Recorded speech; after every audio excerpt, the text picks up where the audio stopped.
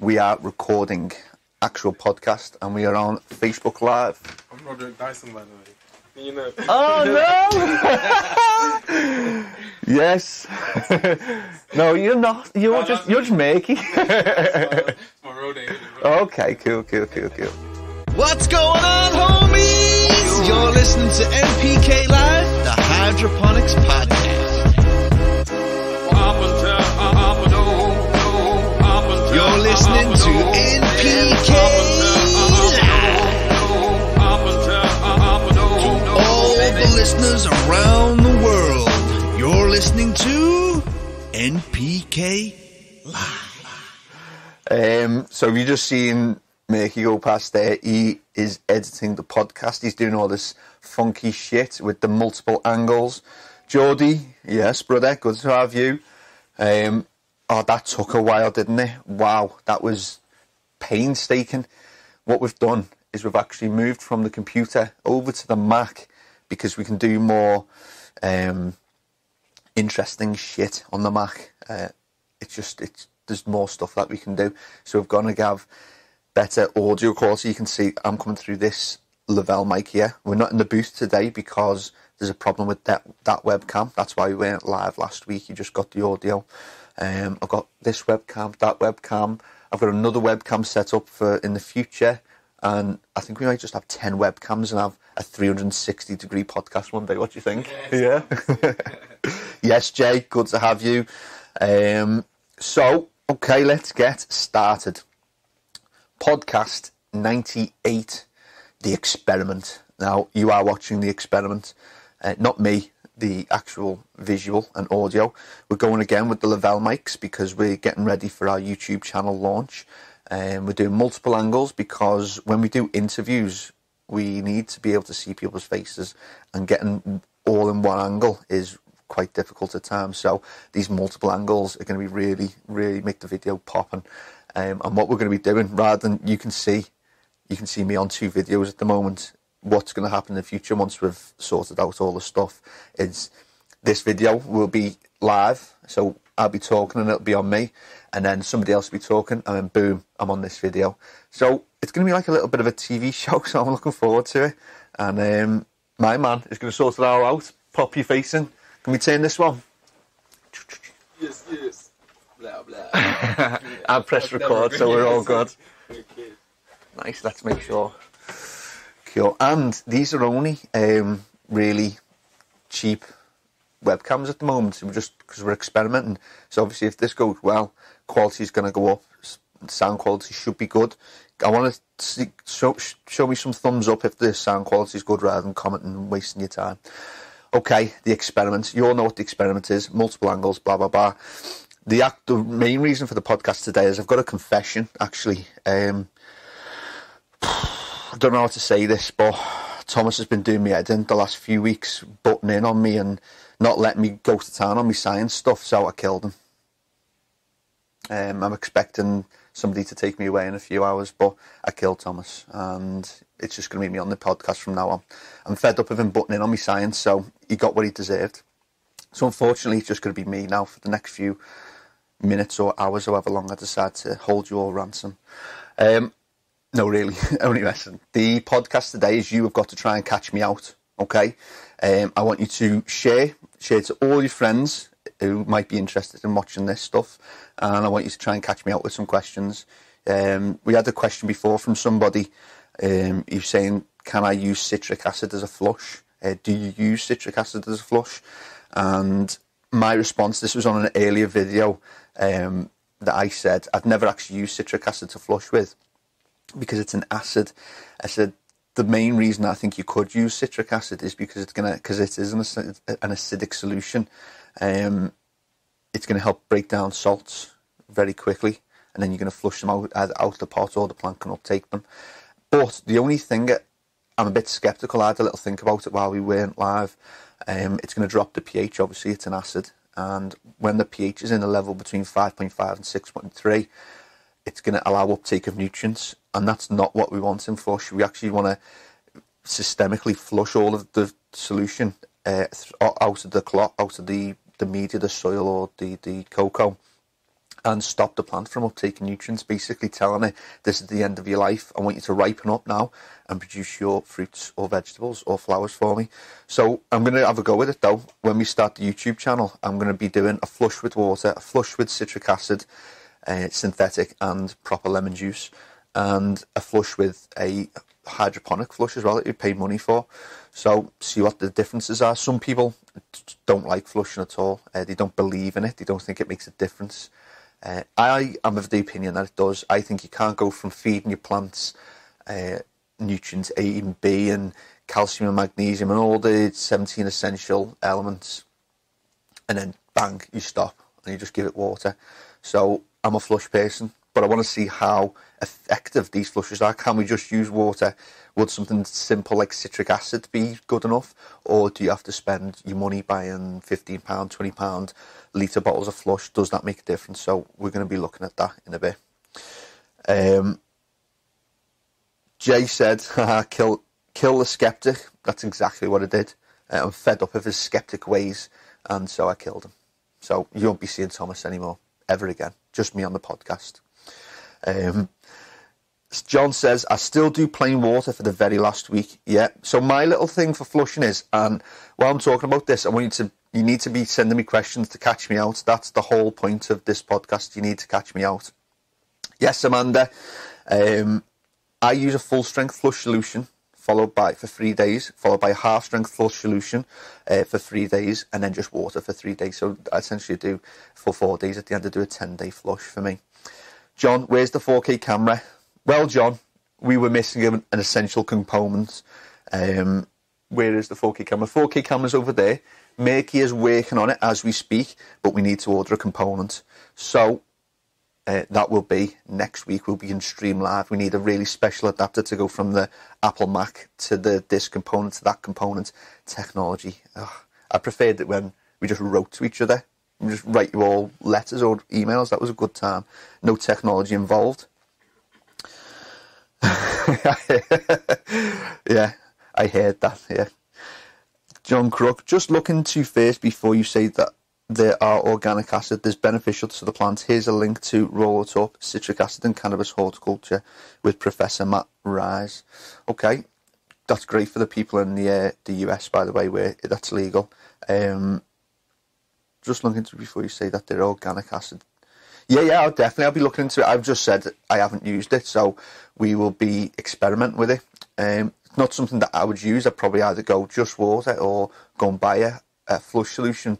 But didn't say there was anything wrong with citric acid. They said it probably does have a good effect. Just got to be careful that when we are flushing, if you're putting that pH down to 6, you're going to be absorbing nutrients. So when you're flushing, you don't need to absorb nutrients. You just want to be flushing all of them excess salts out the pot and getting the plant to the end of its life cycle. So that's my opinion on it. If you disagree, please feel free to comment. I think not enough people disagree and make their disagreements known. I'm not going to bite, so just let me know, and let's get these questions in. Come on, you need to start testing me. Let's because we need to have a chat with the lads, but I think we might do. For every question that catches me out and proper stumps me, and I'll hold my hands up and go, I don't know the answer to that, we're going to sort out a little bit of a prize and sort something out for you guys that can catch me out. What do you think of the multiple angles, by the way? Let me know if you're enjoying that. Next week, for the people that have just joined, there will be, like, we can snap in and out of the camera angle, so there'll be a lot more interactivity going on. Okay, so no questions coming through yet. Are you all scared? Come on, start sending these questions. I'm going to start. I'm going to get a drink first. That's what I'm going to do. Just hold the phone. Get to my lovely fridge, can of fridge.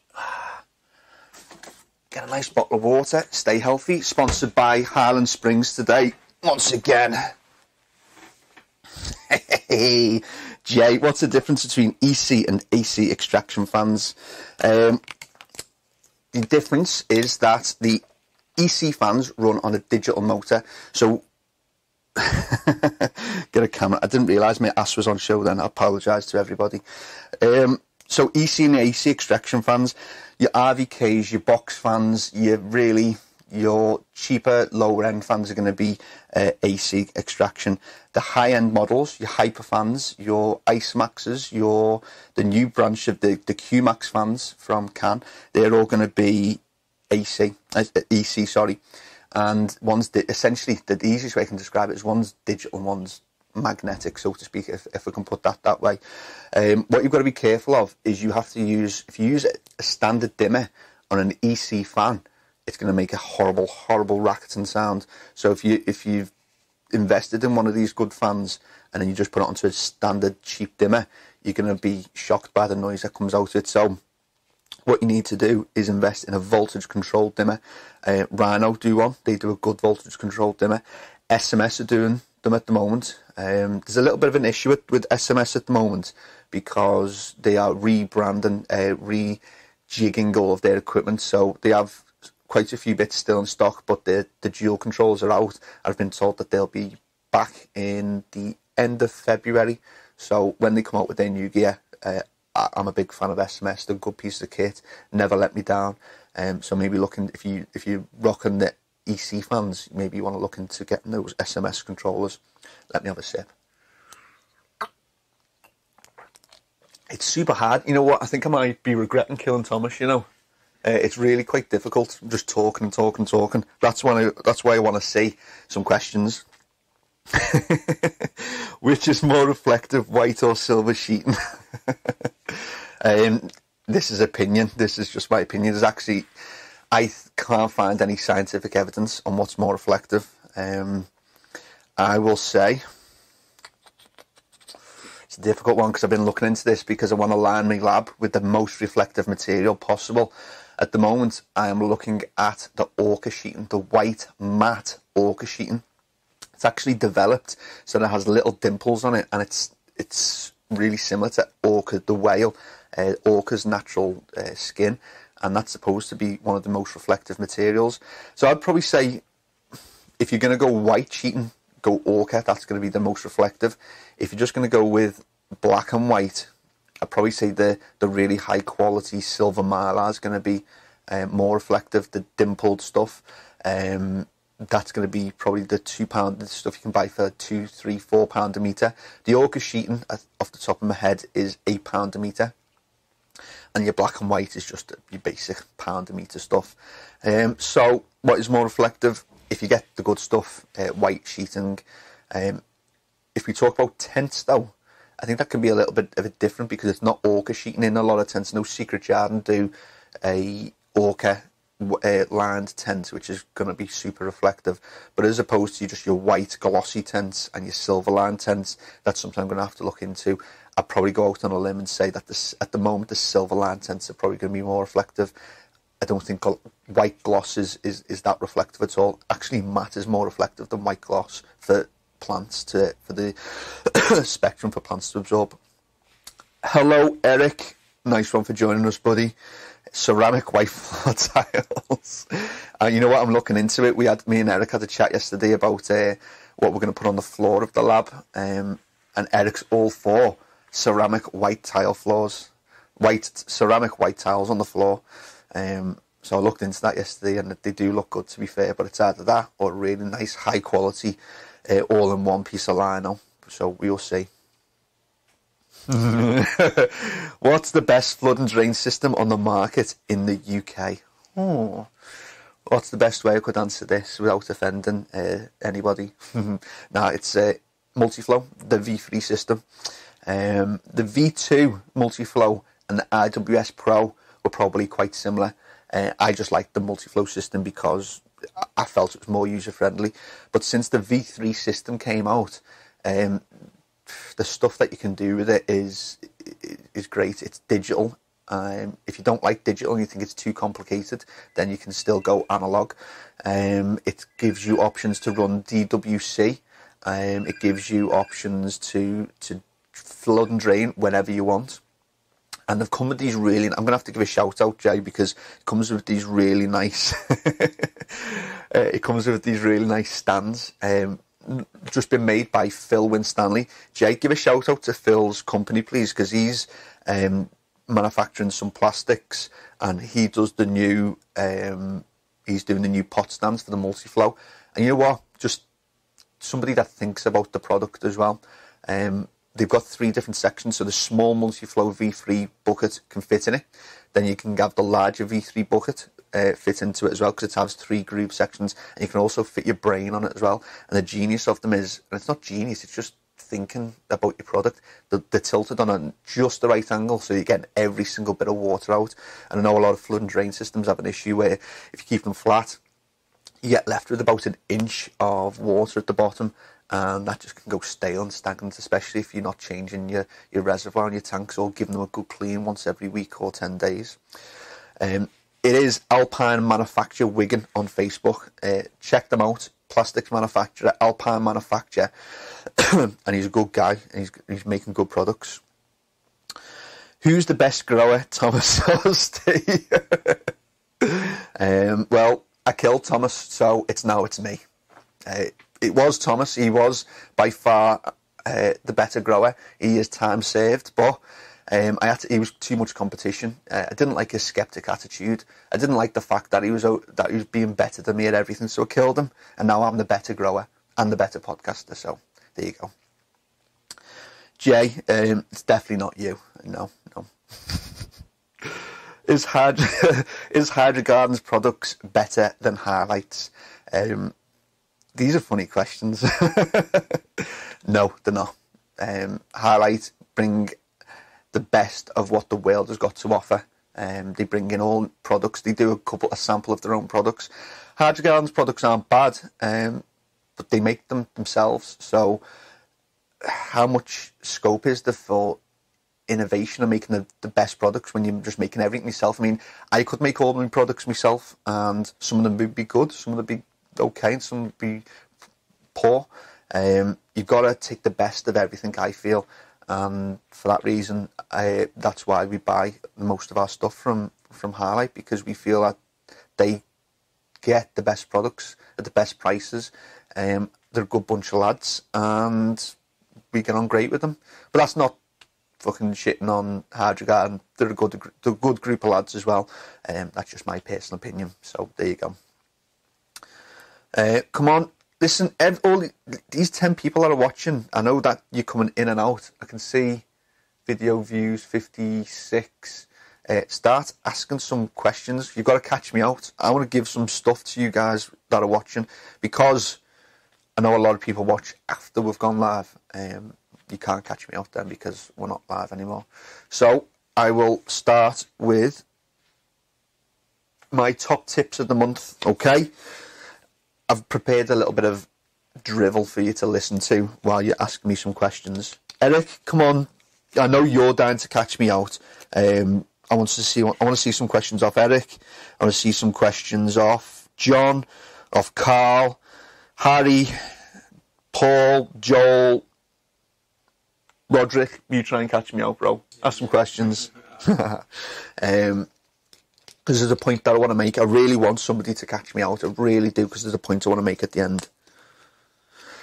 Oh, it's about time, to be honest, Jay. Your website going live next week, highlighthorticulture.co.uk. Every time I visit it, it says website is being made, or is whatever, is under construction. Wow, that been under construction for a while. Does ionic colloidal silver really work for producing feminized seeds? No, I don't think so. I think that feminized seeds, it's all about the genetics, and if the person that are producing the seeds has done the job properly, I honestly don't think that there's a product that can alter with the genetics. And if it is, I think it's going to be a really weak strain. If you're doing something like tomatoes and you're trying to produce a feminized tomato, using colloidal silver. Using colloidal silver's got loads of good properties, and I mean, there's an issue recently out. There was an article recently out on colloidal silver. I haven't read it properly yet, but I think there's probably going to be a lot of research into colloidal silver and the benefits of it. I think there's going to be a lot of really good, funky shit coming out in 2017. Some from the articles that I've been reading and what's coming up on the internet. There looks like there's some innovative stuff coming, so I'm interested to see. Eric, who lives in Canada, by the way, doesn't like me moaning about my British 1 degree weather, because he turns around and goes, well, it's -20 here, so deal with it. And he said, how would you deal with -20 intake air? I wouldn't have an intake at -20 because it's going to be freezing, and nobody likes that stuff. So I'd turn my intake off. If it's -20 outside and you're not heating your house to like 30 degrees because you're that type of person, then your house is going to be pretty cool anyway. So having a passive intake, not directly from outside, will allow you to rock on with a nice cool room. But I'm sure you're going to throw a little spanner in work and go, however, there's this issue. So I look forward to seeing your next issue. What is the best way to control the film flow rate in NFT? Okay, so the size of the pump is going to have an influence. Match the pump to the size of the NFT that you buy. Make sure that it's the correct size for the width and the length. Top tip for NFT setup is the white matting that comes with it. At the end, make sure that you leave enough on the end to fall into the water. That way the water's not going to be dripping on the end and making a noise, it's just going to be silent. If you wanted to control the flow rate even more, though, you could buy a cheap dimmer, because those pumps don't run on a lot of wattage, so you could actually dim a high power pump down to what the flow rate you require. You could also put it on a timer, so if you wanted to control the flow rate and you didn't have access to a dimmer but you had access to a timer, it's not the greatest resolution, but you could put it on for say 15 minutes on, 15 minutes off. But I think even the 15 minutes off could cause you problems. It depends on how hungry the plants are. I know tomatoes love to suck the water and love to suck the nutrients, so maybe 15 on, 15 off might be too long a time with no water. But if you can get a timer that is more accurate and can do maybe 5 minutes off, that would work as well. Does rock dust sprinkled onto your DWC stones do any good? So there's a few different types of rock dust. The main benefit for sprinkling rock dust on the DWC is that at the microscopic scale, rock dust is super abrasive to spider mites, to thrips, to fungus gnats, any kind of insect. It's just going to rip them apart, and then they're going to die. So that's what I'd use it for. Other than that, there's probably are other benefits to it, but that's what I personally use it for. And if you've got access to rock dust and it's there and it's available, feel free to sprinkle on. Good idea. Okay, so Eric's threw a spanner in the works. You need to exchange air. House air is too warm. Room will be 100. Back to the question. You need to intake air from outside. It's -30. How do you solve this problem? Okay, so I would bring... Eric, first of all, are we growing in a tent or is it a room that we're growing in? If we are growing in a tent, the resolution is pretty easy. I'll bring in this -30 degree air. Going to be really, really dry air as well. No humidity whatsoever.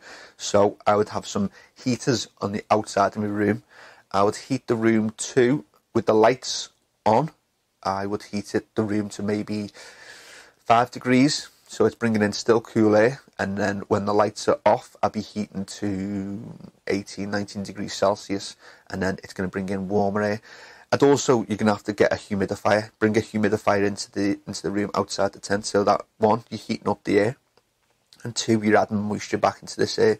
So that would be my resolution. If you're in a room, then and you'd say room as well, trying to catch me out. If you're in a room, I would have a passive intake, so I'd have the ducting going straight out into the outdoors, and I'd have the air coming through probably an oil-filled radiator, trying to heat the room, and then I'd have probably some heaters in the room as well.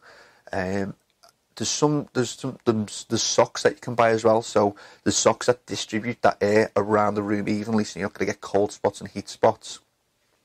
It's really fine micron as well, so it's going to stop bugs from getting in. And that way you can place heaters around the room, heat the super cold air that's coming in, put humidity back into the air depending on what stage of growth that you're at, and hopefully that would solve it. I'm just trying to think of anything else that I would add to that. That's it. If you've got yourself a heater, you've got yourself a humidifier, then I think you're going to be okay with minus 30. But you got some bad luck if it's minus 30 outside. I mean, how often is it minus 30 outside, Eric? I know it does get like that sometimes. Right, next question. Let me have a little quick drink of water. Robert says, high bricks soil, what's the best combo?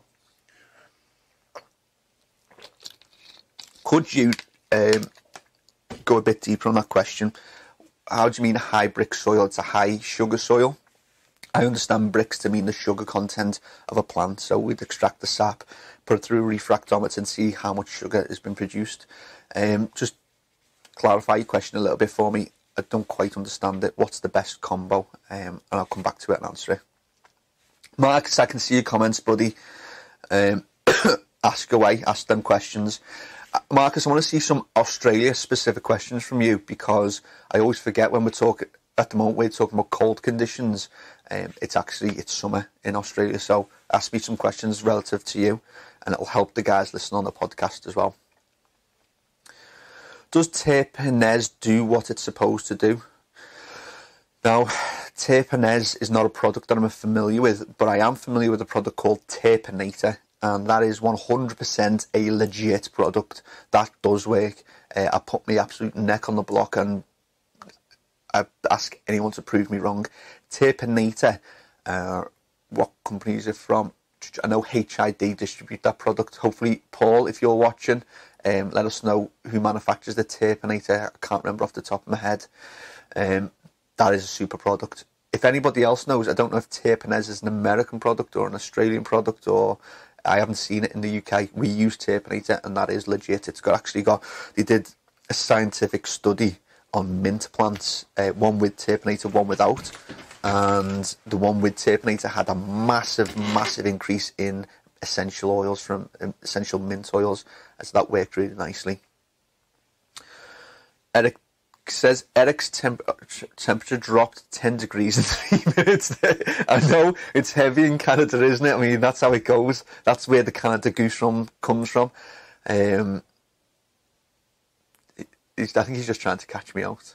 Robert Sale, high sugar soil. Have you got a particular brand in mind with high sugar soil? Let's go back to your original question. What's the best combo? Are we talking about nutrients? What's the best combination of nutrients for your high sugar soil? What's the best combo to charge up your soil? Are you talking about adding organics? I really do want to answer that question because I've got some good things to add. But I want to know what you mean by what's the best combo. What do you want to know? What nutrients to use in a high sugar soil? 2 years ago, we had over 90 mornings minus 20 or colder. This year, not so bad. By the way, if I'm always on Eric to post on Instagram, because he's got an amazing grow room that everybody should be getting interested in, and the weather outside is frightful. So check out his Instagram. Eric, put a link to your Instagram, please, buddy. Let's get people following your Instagram, because it is good and it'll prompt you to get more posts going. And Eric's just said, Jay, that's how fast the temperature drops here. Eric, you know what I want to say? You know what it is, minus 20? This is an NPK live challenge to Eric. When it does get to minus 20 or minus 30, I want you to go outside with the boiling water and do that trick that they all do, where they throw boiling water over the top of the heads and it freezes in midair. And I want you to do it on a slow-mo camera as well. That's what I want to see from you. Do you know what the most nutritious plant is? The most nutritious plant. Ooh. Let's think of them all. If I was to eat one food for the rest of my life to get all nutrients from it, sweet potato. That'd be me. Vitamin C, full of fibre, fills you up, super tasty, and I'm not going to go out on a limb and say it's the most nutritious plant, but it's up there. It's up there, and it's one that I could eat for a long time as well. It's probably more nutritious plants. I imagine spinach is super high in vitamin C and a whole host of nutrients. Broccoli, kale is a massive one. So I think someone's just mentioned wheatgrass at the bottom there. But overall, to eat all the way through, I'd be sticking with me sweet potato. Green Planet, that's the one. Nice one, Zeb. Green Planet manufacture the Terminator. The Terminator. Green Planet manufacture the Terminator. They're out to kill everyone. But Terminator super product really does work well. Which fruit has varieties slicing, burpless and pickling? Now, come on, Gary. We all know that you're the vegetable guy and you're asking me questions like this.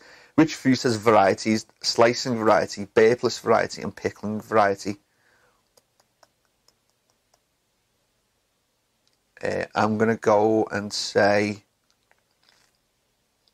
pickle. I'm going to go and say pickle.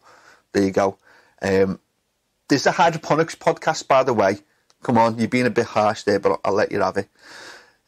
Wheatgrass, Eric said the wheatgrass, good stuff.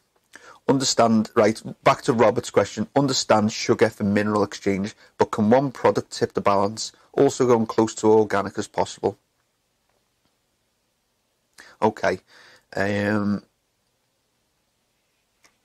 So my understanding of a high brick soil, does it have a huge impact on the plant? Yes, but not in the way that most people think. From what my understanding is, people believe that adding sugar to the soil, the plant's uptaking the sugar somehow. From what I've read and from my research, you're actually feeding the microorganisms within the soil. The billions of microorganisms in every cubic metre of soil that will help with different processes. So you have bacteria or microorganisms that can help with the uptake of nitrogen, phosphorus, potassium. You can have bacteria that's going to increase the uptake of all nutrients. Good bacteria, good microorganisms that will prevent diseases like root rot. So when you're adding sugar, you're going to feed the good bacteria, and these are going to help stimulate uptake of other nutrients within your plant, and that's the benefit that you tend to see with a high sugar soil. So for mineral exchange, increasing the sugar content is going to allow a bigger colony of microorganisms, and that's going to increase nutrient uptake. And then you ask, can one product tip the balance? Yeah, I'd say even though it's expensive, and you have to use a lot of it, CANNA Boost is a really, really good product. That does a lot of other things as well as just adding sugar, but it is a good product. Buddha's Trees Meta Boost is also another good product that I really like, and you'll notice that they've got a wide range of organic products within the top boosters. So my two top picks would be CANNA Boost and then Buddha's Trees Meta Boost. And let's think of a third one. Liquid Karma from Botanicare. When it was on the shelves, and fortunately we've still got some on the shelves as well. If you can get hold of Liquid Karma, it says on the bottle that it's a microbial enhancer. So that's going to obviously increase sugars into the microbe population and increase your uptake. And also going close to organic as possible. Okay. So somebody was telling me yesterday that CANNA actually Nico, big shout out to Nico from CANNA. He was telling me that CANNA are launching their brand new organic range, Bio CANNA. So if you get the Bio CANNA Boost, that's going to be close to organic as possible. But from the question, I think you're saying going as close to organic as possible without actually being organic. Hydrotops, great range of feed. Part organic, part synthetic, very good. You'd use their Floral Boost. And they're microbes as well, top heavy crop, Bactivate and Triple F, superb. And CANNA's Boost and Buddha's Trees Meta Boost are pretty much as organic as you can get without actually being organic, if you know what I mean. They use seaweed extracts, kelp, all kinds. So two quality products. Right, okay, the answer to the question, the little git asked me, Gary Cooper, what can you pickle all the varieties? It was a cucumber. Oh, well, I was close, wasn't I? Hey, will I get away with saying the I can't even remember the name of what I said now. What the pickles that you get on the burgers, make them taste gorgeous. Almost. I'll let you have that one, but you're a bit tricky with that one. I'm looking for hydroponic questions. I'll let you have that one. Hi Serena, say hello back to you again. Why is everybody asking me vegetable questions? Hey, is this the only way that you can catch me out? I want some hardcore hydroponic questions. What is the oldest variety of vegetable? J. Oldest variety of vegetable. I'd probably say the potato. That's my guess, the potato. I'm just trying to think. What would the Egyptians have used? Yeah, I'm just going to stick with potato. That's my guess. Let me know when you've Googled that and I'm trying to find what's the stupidest vegetable question I can ask Stay. Let me know what the answer is, please. Thank you. Right, come on. More hydroponic questions. Eric, what did you think of my answer for your grow room for bringing in -30 degree? Was that sufficient? Were you happy with that?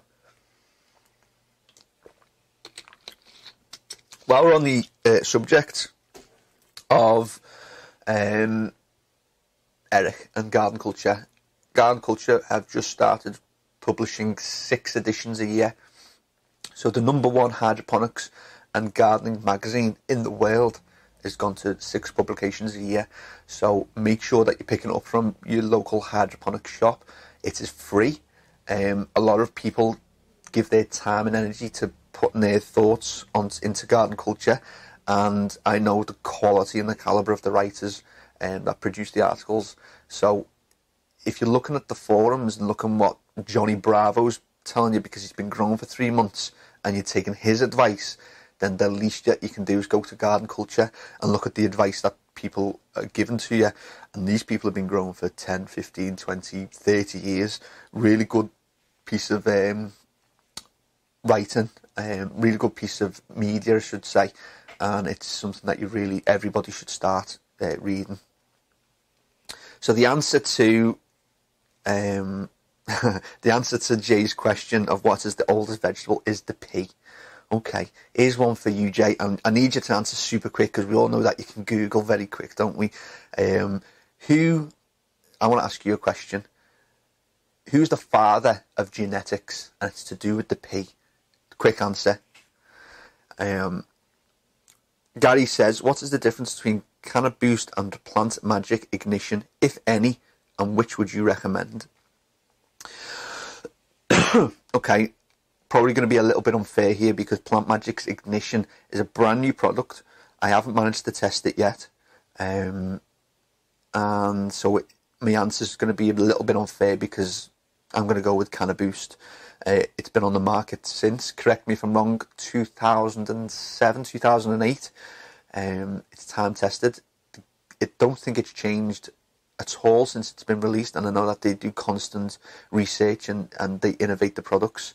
So I'd be with CANNA Boost all day. I still think, and I'll always say, I think the dilution rates are really high. That's not a bad thing in the fact that you do have to put those high rates in to get the output from the CANNA Boost. It is expensive, but if you're after quality, CANNA Boost is a great product, and I'd be on the CANNA Boost. What is the optimum size of holes in the inner pot of a flood and drain hydro system? The inner pot of a flood and drain hydro system, 5.5 mil. There you go. Right or wrong, let me know. That's what I'd use in my DWC. There's the 5.5 mil holes. Just trying to think. You think you're going to come back and say 6.5 mil, 7 mil holes in the flood and drain, because rather than just having really small stones like I do in DWC, you've got 60-40 that you'd probably be using, all pebbles. If you're using 60-40, the drainage is going to be a lot slower, so you do want that water to get away a bit quicker. So I wouldn't be surprised if you came back and said 7 mil to me, but I use 5.5 in my DWC.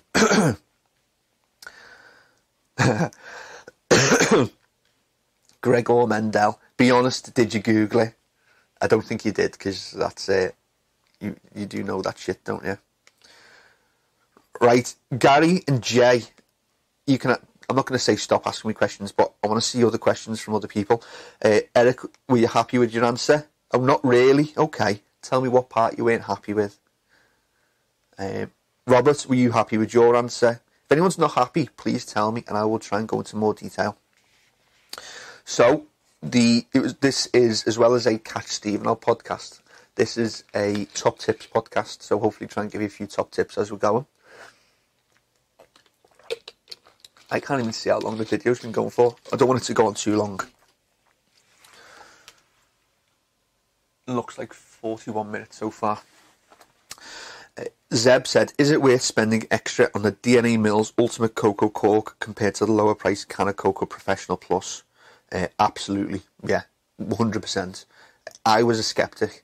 I thought, who's going to pay £15? Well, we charge £15 for the DNA. I know that in some parts of the country you might charge up to £18 a bag. I was a skeptic. I was like, nobody's going to pay £15 a bag for cocoa with a bit of cork in it. And I'll be honest with you, we ordered a pallet of it because somebody asked for it.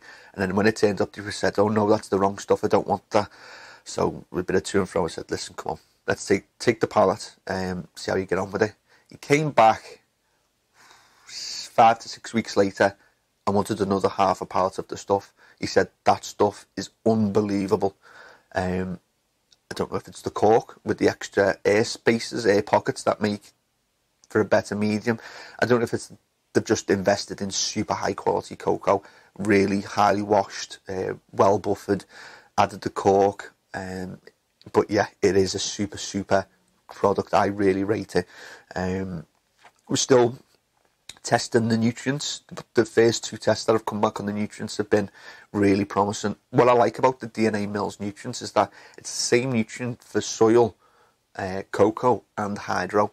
The reason that they gave me is because they've used certain blends of organics, is that the plant takes up what it wants. So if it's in soil, it's going to take it up slowly. If it's in cocoa, it takes it up a bit quicker. In hydro, it takes it up as fast as it possibly can. So yeah, my answer is yes, absolutely worth spending the money on the Ultimate Cocoa Cork. But that's not to diss CANNA's Professional. It's good quality cocoa. It's just, in my opinion, the DNA Mills is better. And I've actually seen side-by-sides with the Professional and the DNA Cork, and the stems have come out a lot thicker in the DNA Cork, and it was using the same nutrients, same tint, exactly everything the same, but the media has changed, and the DNA Mills came out better. Jay said he googled it. I thought you might have. It was a tricky question. Robert, yes, happy. Thank you very much. Eric said, I had some good ideas. It is not that bad of a problem. Free AC, air conditioning. Need good fans and insulated ducting. Plastic fans are good too. Okay, excellent. So you use those features, what you've just said there, to control. Is there anything else that you use to control really cold air? Because we do have a lot of subscribers in Canada, and if you've got any other ideas, comment them and I'll let them all know. Zeb, big thumbs up. Cheers, buddy. So I'm liking this. I like this little Q&A session. I'm really enjoying it, to be honest. Anyone that's just recently joined, I'm going to do a recap. This podcast is called The Experiment. You can see me on 2 cameras. Boom, camera A, camera B. We're experimenting, seeing in the future how to make this a little bit more interactive. And then once we've got it fully nailed down, we're going to be clipping in and out of cameras. So you'll see me on this camera talking, and then somebody else will see me on this camera, or another person speaking will be on that camera. And I'll just make it a bit more interesting rather than just have one monotone camera. Hopefully it'll just make it more interesting for you guys to watch. So that's what we're playing around with. And we're using these lapel mics. We're doing some testing with these for the YouTube channel, 2 weeks time. And then finally, this is a Catch Stephen Out podcast. If you didn't hear at the beginning, I killed Thomas because I'm fed up of his scepticism, and I wanted to have centre stage on the podcast. I wanted my own podcast show, so he had to go. Now, my first podcast by myself is, you've got to send me questions to catch me out. And no more vegetable questions, please. Everyone's sending me questions saying crazy vegetable questions. This is a hydroponics podcast. Ask me hydroponics questions, please. The sound's coming through great. Awesome. I'm going to love that because I like great sound. Okay, keep the questions coming. I've still to hold my hands up and go, I really don't know the answer to that question. I feel like I've answered them adequately enough. And you just need to catch me out. Jay said, no sound for me now, lad. Let's just double check the sound. Oh yeah, it should be all coming through. Is everyone else, is the sound coming through for everybody else? Okay. You can grow veg using hydroponics. That's just your terrible internet, Jay. I think everyone else is going cool. Gary, message me if throw a little comment through. Can you hear the sound as the video stayed streaming for you? Gary says you can grow veg using hydroponics. Yes, you can. But to ask me what you can pickle and what is a pickling variety is not a hydroponics question. So you're not allowed that question. I answered it as best as I could. I gave you a guess. Stop being a git. Okay. So, well, I'm going to wait for a few questions to come in at once. Get your questions in, please. Come on, catch me out. Because there's prizes for people that catch me out. Top tips. It is the time of the month. In the UK, it is very, very cold. Now, I say this with Eric listening.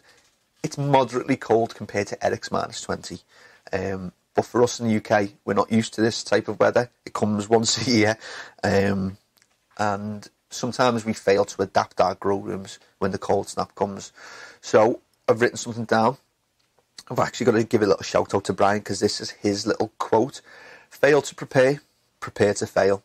If you don't keep track of the weather and look forward to these cold snaps coming, you're going to be caught out. So what do you do if it's too cold? You can always add more light. If your room is sitting on 23, 24 degrees Celsius, rather than adding a heater in, add another light in. Adding a heater is not going to do anything at all really, apart from increase the temperature. You add another light, no, it's going to get more yield back at the end, and it's going to increase the temperature as well. Yes, Marcus, I can see your comment, buddy. If you can't add another light, then you're going to have to invest in a heater. If you just don't have space for another light, then you're going to have to get a heater. Because if your room temperatures are 24 degrees with the lights on, then when the lights go off, you're going to probably be looking at temperatures of below 17, 16 degrees. And the big thing they'll say to you is what you want to do is keep the temperature when the lights are on as close as possible to the temperature when the lights are off. If you have more than a 10-degree swing when between lights on and lights off, you're going to get a lot of stretching from your plants. So to prevent that stretching, keep temperatures as close as possible, but don't go crazy. 25 degrees when the lights are on, 21 when the lights are off is a nice temperature set. What type of heaters? A lot of people use bar heaters. Now these are good for when the temperatures are super, super cold.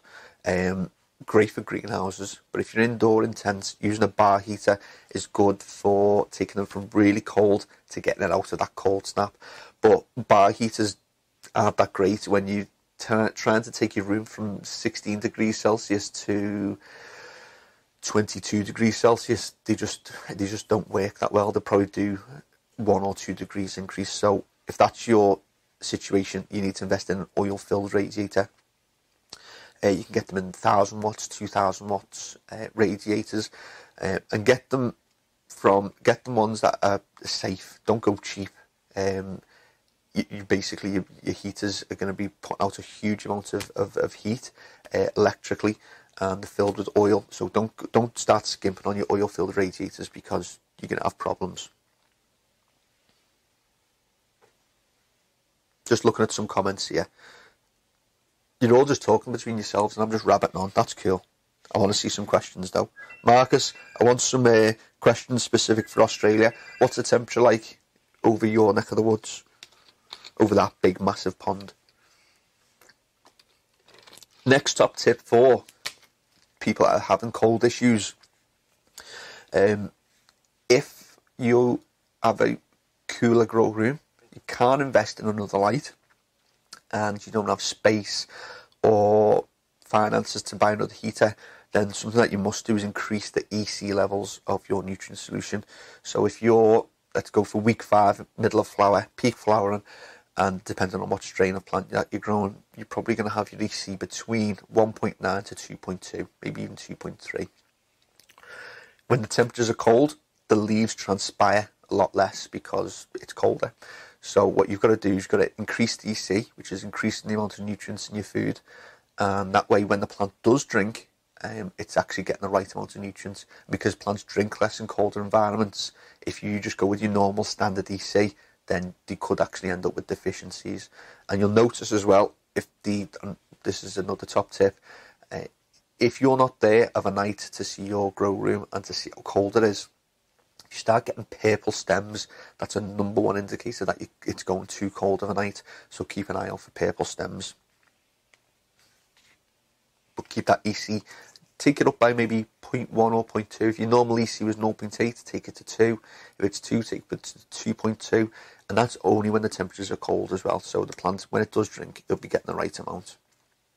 I got a few questions about blow heaters actually. I mentioned bar heaters being good in certain situations, and oil-filled radiators probably the best bet in grow rooms or grow tents or outside grow tents. Blow heaters though, I'm not a fan of them because heaters are going to mess with your humidity levels. Blow heaters even more so. Even having a simple clip fan or fan in your room is going to potentially affect your humidity levels for the better or the worse. But when you've got a blow heater, it's increasing the heat and moving it around the room at the same time, potentially scorching the plants. So I'm not a fan of blow heaters, especially if it's in a tent. If you wanted to put a blow heater outside the tent to heat up the room, and then you're bringing air into the tent, that could work. But people were using them in greenhouses and put them on the floor. If you're blowing hot air directly at the plant, it's going to completely mess with its microenvironment, and you're probably going to have issues. So me personally, I'd stay away from those blow heaters. GA, what are you angry about? Hey, tell me, don't be just giving angry faces out. Christopher, nice to have you on the podcast, buddy. We are doing the Experiment Podcast 98. You've got to try and catch me out with a question. You can have a big thumbs up if you catch me out with a question. I'm not giving you a prize. Mark said, temps here in Australia have been around 40 degrees C. Wow. So you get the opposite from us at this time of year. Essentially, just do the opposite of what I've been saying. Take your heaters out. The issue that you've got is a lot of people like to bring air in when it's hot. But if you're drawing in 40 degrees air, you're going to be bringing in high humidity, which is a problem when you're in flowering, and you're going to be bringing in warm air as well. Now, typically, especially in Australia or in the really hot countries, your house has probably got air conditioning, so your house is going to typically be colder inside than it is outside. If that's the case, you not bring air from outside, bring your air from around the house, the cooled air. Keep an eye on your humidity levels and download a weather app as well, because you want to be keeping an eye on whether it's going to get really hot one day or it's going to get a bit chillier over the next few days. So that's my top tips. Keep an eye on the temperature. What does pH stand for? pH stands for potential hydrogen.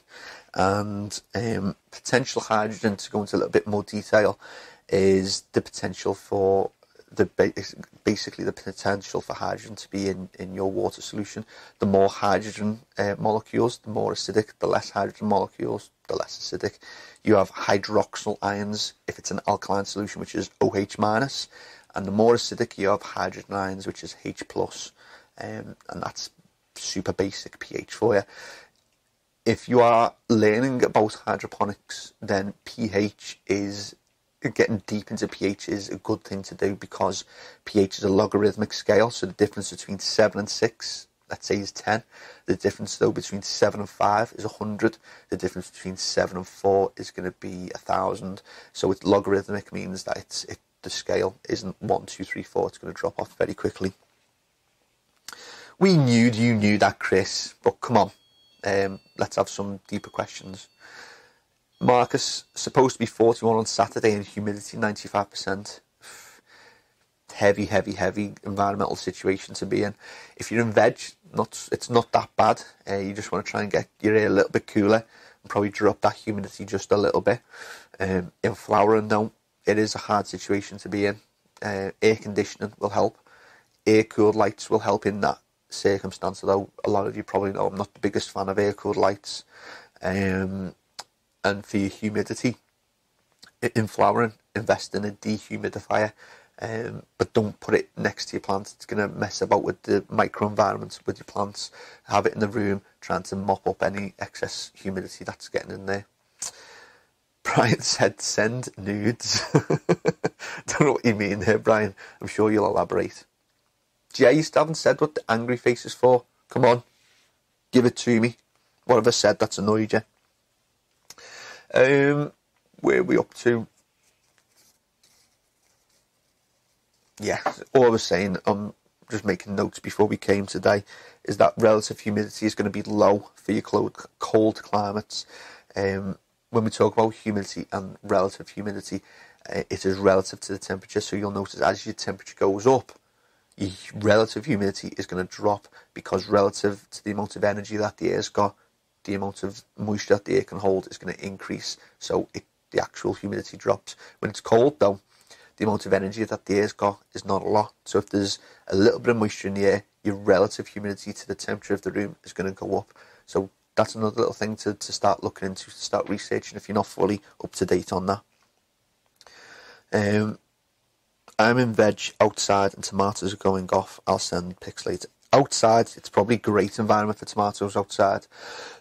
So do send me some pics. I'm really looking forward to seeing them. Feeding plants carbonated water, good or bad idea? Bad idea.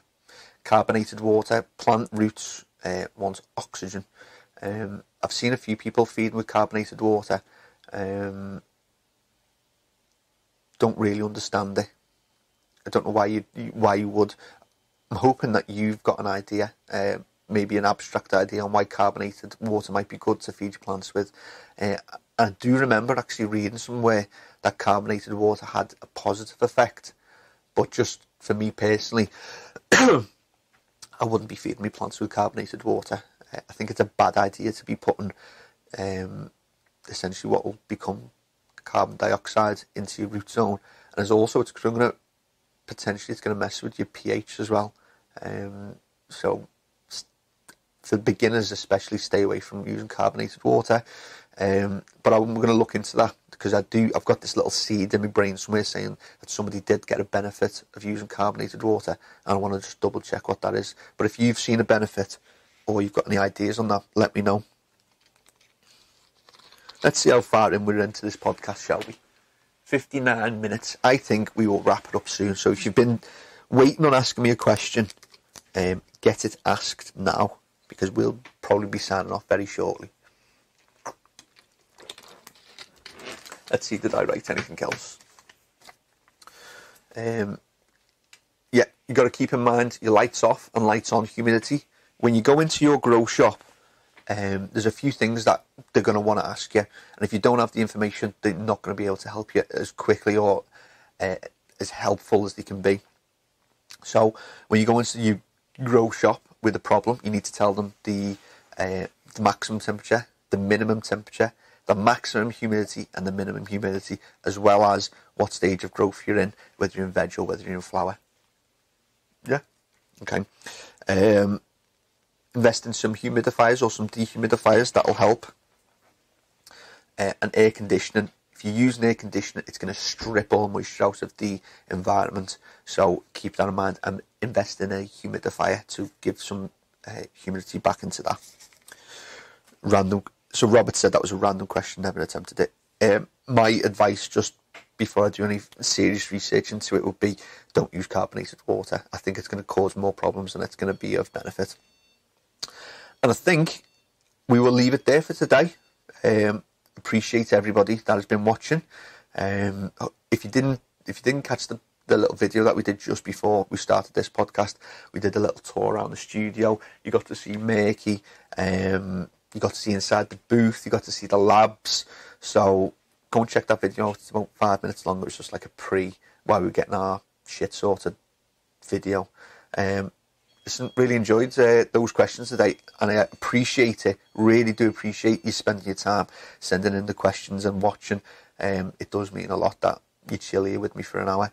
And I always say at the end, if you are on Instagram, if you're not, you should be, because it's awesome. Follow us. It is at NPK_hydroponics, because we post there pretty much every day. It's just got its new live feature, so we're going to be going live from there, just doing completely random shit. You'll be able to follow the progress of the booth outside the NPK lab. So once again, thank you all for taking part in this live podcast, and I will see you all next week for episode 99. We're going to have some more shit going on next week, aren't we, Mikey? We're going to have it pumping. Thank you, everyone, once again, and we will be back next week for something I will decide midweek. Thank you, Zeb. Appreciate it. Thanks for all the love. And I'll see you next week. Take care. Bye-bye.